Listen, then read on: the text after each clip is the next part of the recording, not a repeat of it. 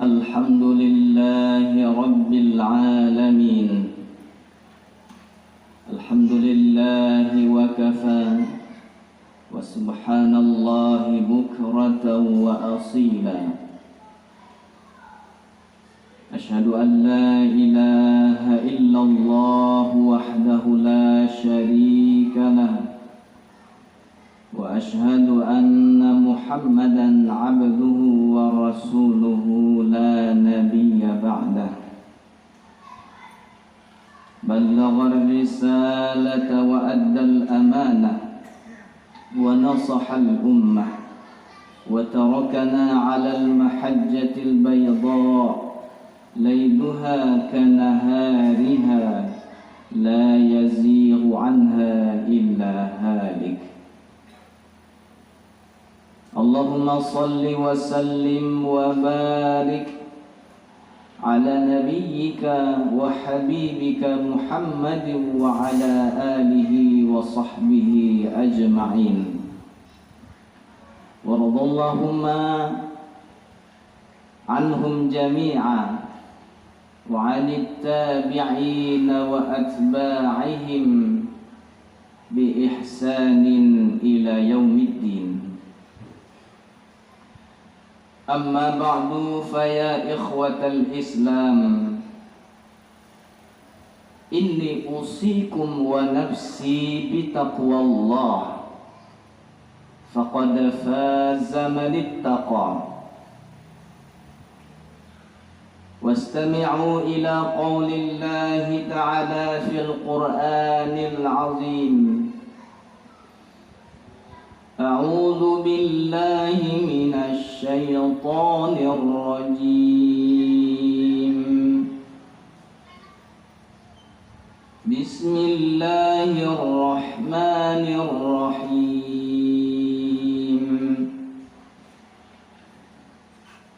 إنا نحن نحيي الموتى ونكتب ما قدموا وآثارهم وكل شيء أحصيناه في إمام مبين.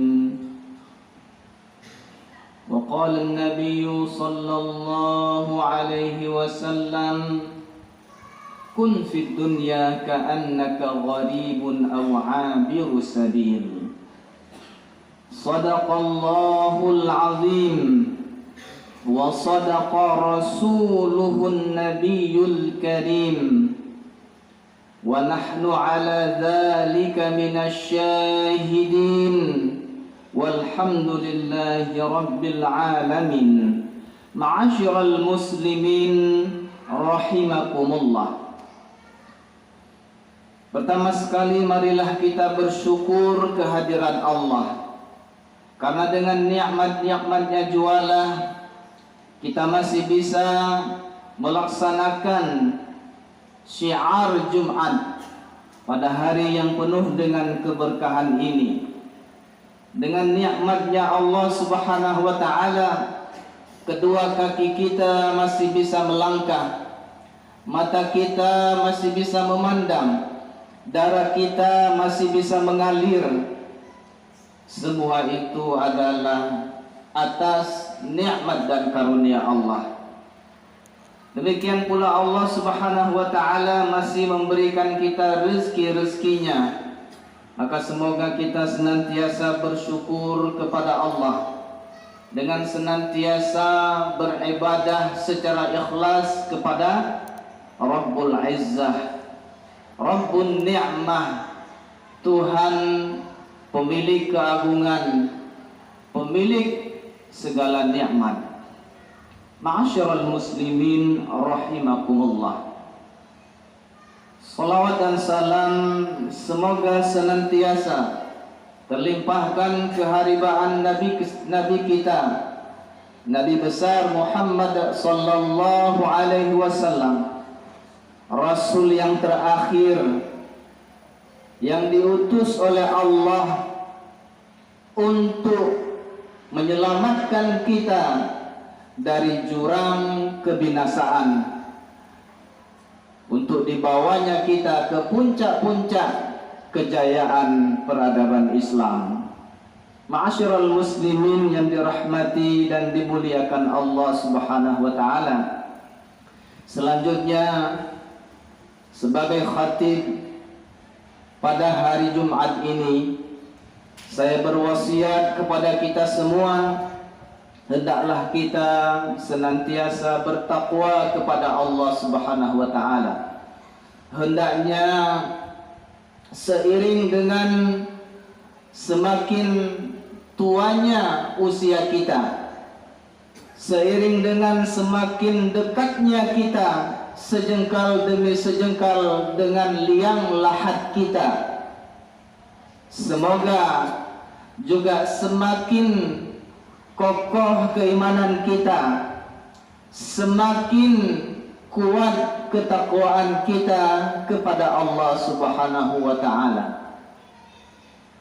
Ketahuilah bahwasanya hakikat daripada takwa itu adalah kehati-hatian di dalam beragama, kehati-hatian agar tidak terjerumus kepada dosa sekecil apapun, kehati-hatian jangan sampai dia terjerumus atau tergelincir. Sifat kehati-hatian daripada dosa ini adalah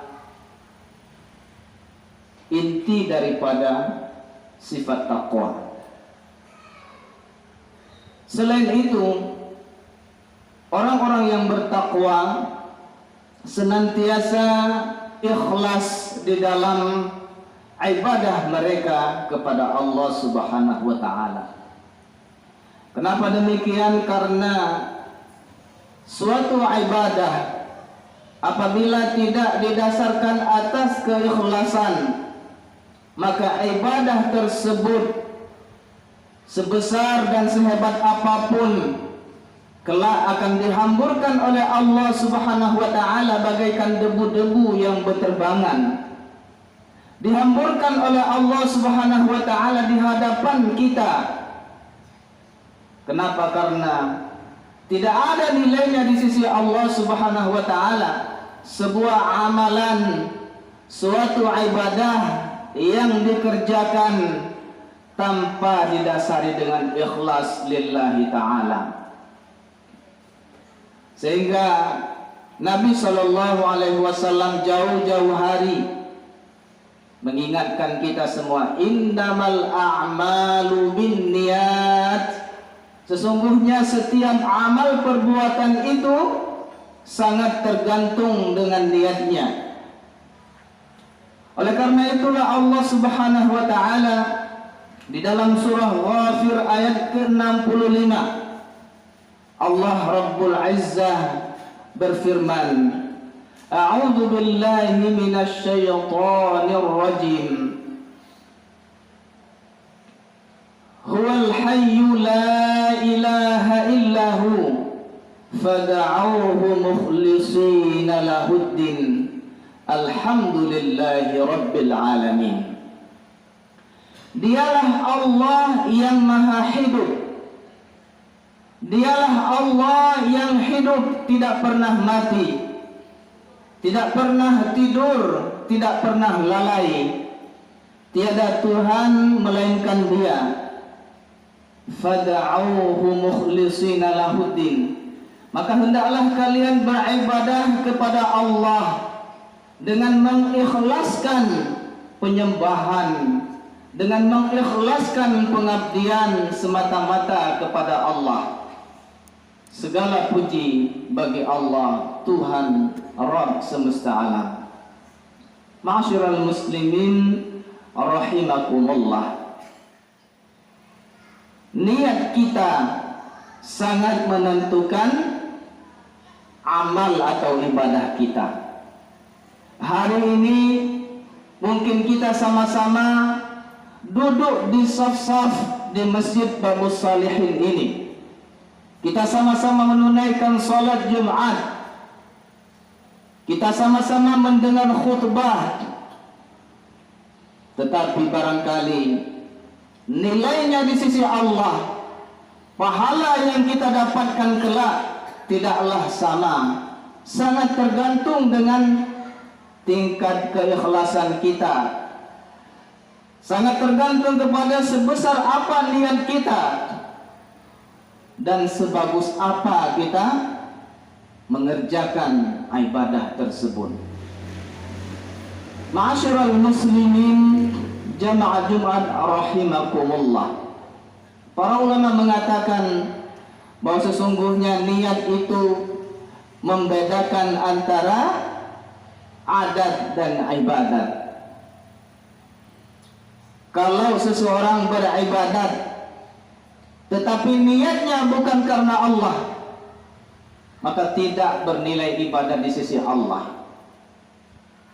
Tetapi seseorang yang melakukan amal daripada yang kelihatannya amal duniawiyah, misalnya dia pergi ke kantor, atau dia pergi ke sekolah untuk mengajar, atau mungkin dia pergi ke laut untuk memancing, atau dia ke sawah untuk bercocok tanam.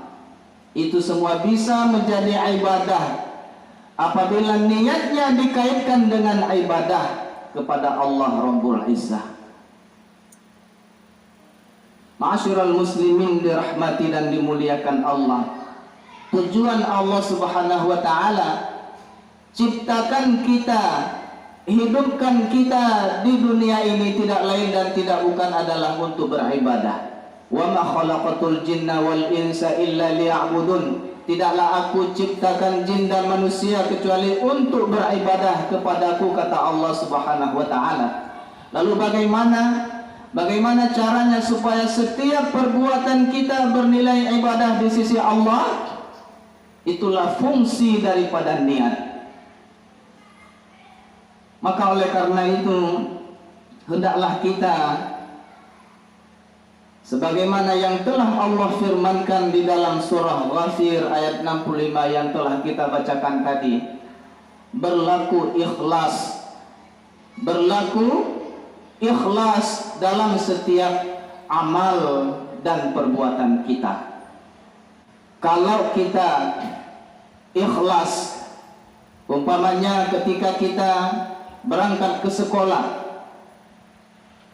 dengan niat, ya Allah, aku melangkahkan kakiku ke sekolah untuk mendidik murid-muridku supaya kelak mereka mengenalmu, supaya mereka menjadi orang-orang yang mengenalimu, ya Allah, yang berakhlakul karimah, supaya mereka menjadi anak-anak yang berbakti kepada kedua orang tuanya. Aku berangkat untuk mendidik murid-muridku supaya kelak mereka menjadi pemimpin-pemimpin yang menuntun umat kepada ridhamu, ya Allah. Maka keberangkatannya itu, proses belajar mengajar yang dia kerjakan selama dia di sekolah itu menjadi ibadah baginya. Bahkan kelak ketika anak-anaknya telah menjadi orang-orang sukses, menjadi pemimpin-pemimpin yang saleh, maka setiap kebijakan-kebijakan yang berpihak kepada rakyat, setiap kebijakan-kebijakan pemimpin yang merupakan murid yang pernah ia didik, kebijakan-kebijakannya yang membela agama, pahalanya turut mengalir kepada sang guru yang pernah mendidik murid-murid tersebut. Ma'asyiral muslimin rahimani wa rahimakumullah. Tetapi sebaliknya, kalau seseorang guru berangkat ke sekolah sekedar untuk menjalankan rutinitas sebagai seorang guru ASN atau seorang guru kontrak, dengan harapan dia mengajar lalu kemudian mendapatkan gaji bulanan, atau dia mendapatkan tunjangan kinerja dan lain sebagainya, maka itulah yang dia dapatkan. Apa yang dikerjakannya tidak bernilai ibadah di sisi Allah Subhanahu wa taala. Kalau kita memahami hal ini, maka beruntunglah kita, berjayalah kita di kehidupan dunia dan akhirat. Kenapa demikian, ma'asyiral muslimin yang dirahmati dan dimuliakan Allah Subhanahu wa taala? Karena kalau ibadah kita hanya 5 waktu yang kita kerjakan, itu sesungguhnya teramat sedikit dibandingkan dengan nikmat Allah Subhanahu wa taala. Padahal Allah menciptakan kita untuk beribadah. Ma'asyiral muslimin yang dirahmati dan dimuliakan Allah Subhanahu wa taala, maka hendaklah nilai-nilai keikhlasan tertanam pada diri setiap orang di antara kita. Karena keikhlasan merupakan syarat diterimanya suatu amal ibadah. Sebagaimana Allah Subhanahu wa taala hanya menerima amal ibadahnya orang-orang yang bertakwa. Demikian juga Allah Subhanahu wa taala tidaklah menerima amal ibadah kecuali yang dibarengi dengan niat yang ikhlas. Selanjutnya, ma'asyiral muslimin dirahmati dan dimuliakan Allah Subhanahu wa taala, bahagian daripada sifat takwa yang diwasiatkan oleh Allah dan dipesankan oleh para khatib kita setiap Jumat, bahagian daripada nilai-nilai takwa itu adalah bagaimana kita senantiasa berupaya mewariskan peninggalan-peninggalan yang baik di belakang kita.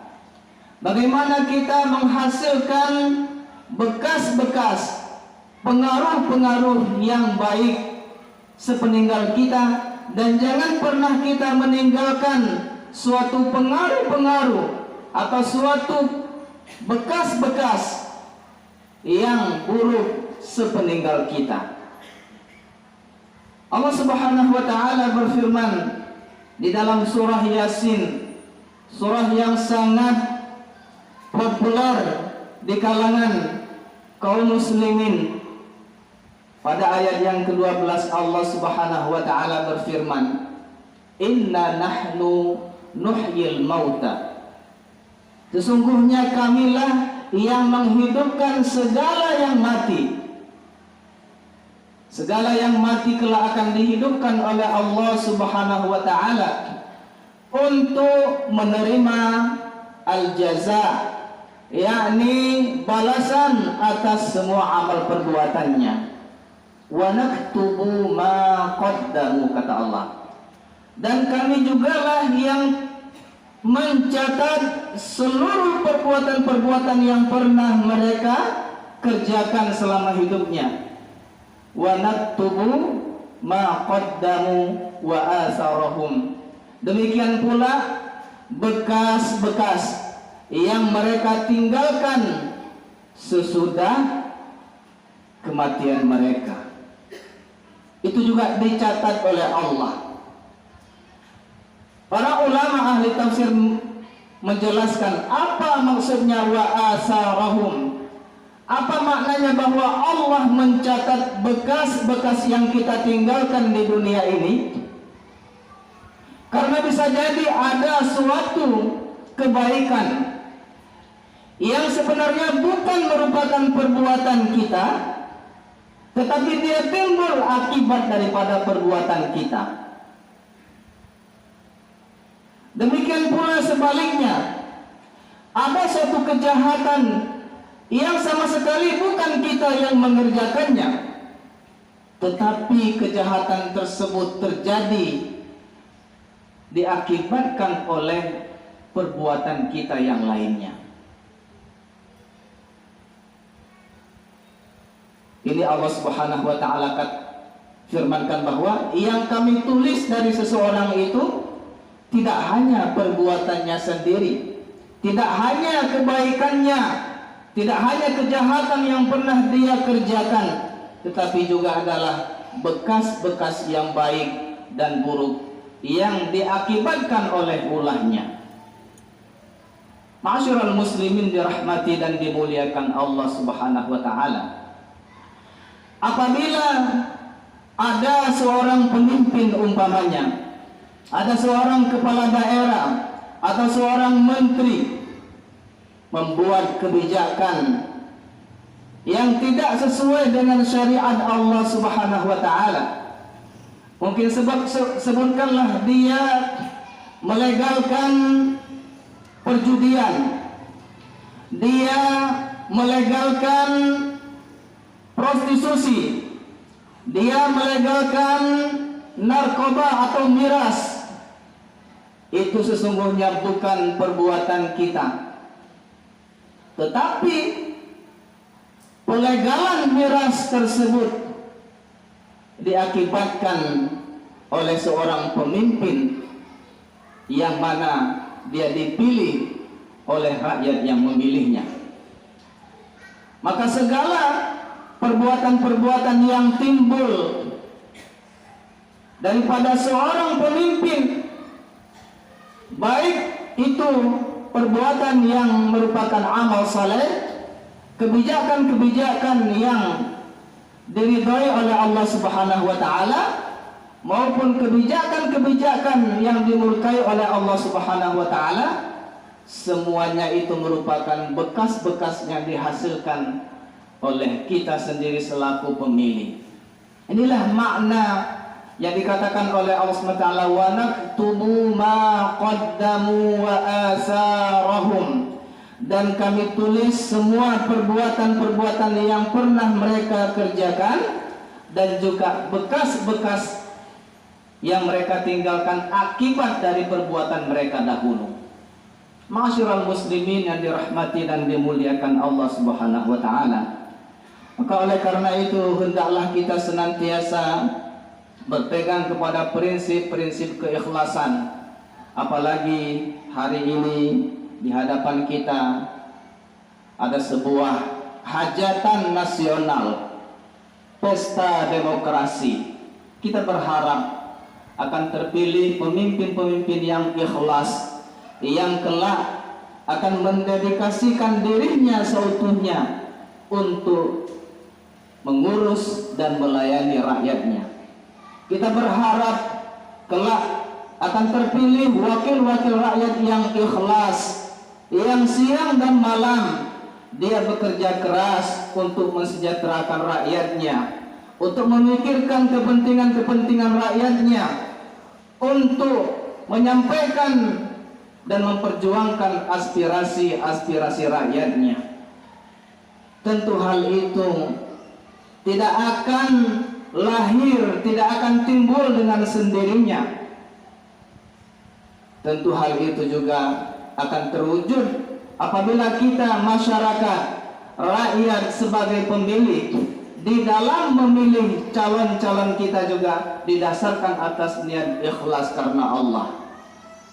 Apabila kita berangkat ke TPS dengan niat, ya Allah, aku akan berangkat ke TPS ya Allah, dengan niat memilih seseorang yang aku harapkan kelak orang itu akan membela agamamu, kelak dia akan memperjuangkan kami nasib rakyatnya, kelak dia akan memperjuangkan pendidikan Islam, kelak dia akan menyokong kegiatan-kegiatan dakwah, kelak dia akan menyokong pendidikan Al-Quran di kampung kami ya Allah, kelak dia akan menyokong program amar ma'ruf nahi mungkar.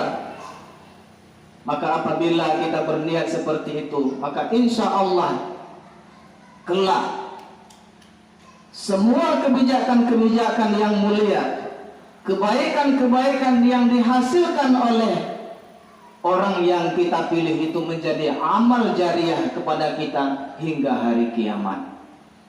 Tetapi sebaliknya juga demikian. Sebaliknya juga demikian. Ketika kita memilih bukan atas dasar karena Allah Subhanahu wa taala, maka segala keburukan-keburukan yang timbul akibat hal itu, akibat kebijakan-kebijakan orang yang kita pilih itu juga menjadi dosa yang kita tanggung. Itulah makna inna nahnu nuhyil mauta wa naktubu ma qaddamu wa atharahum. Sesungguhnya kamilah yang menghidupkan segala yang mati, dan kami pula yang telah mencatat seluruh perbuatan-perbuatan mereka serta bekas-bekas yang mereka tinggalkan. Wa kulla syai'in ahsaynahu fi imamin mubin. Dan segala sesuatu telah kami himpun, telah kami catat, tidak ada satupun yang terluput di dalam catatan imamin mubin. Mudah-mudahan khutbah ini berfaedah untuk kita semua. Semoga Allah Subhanahu wa taala memberikan taufik dan petunjuk pada kita semua, sehingga kita menjadi orang-orang yang bertakwa, orang-orang yang senantiasa ikhlas di dalam setiap ibadah dan amal perbuatan kita.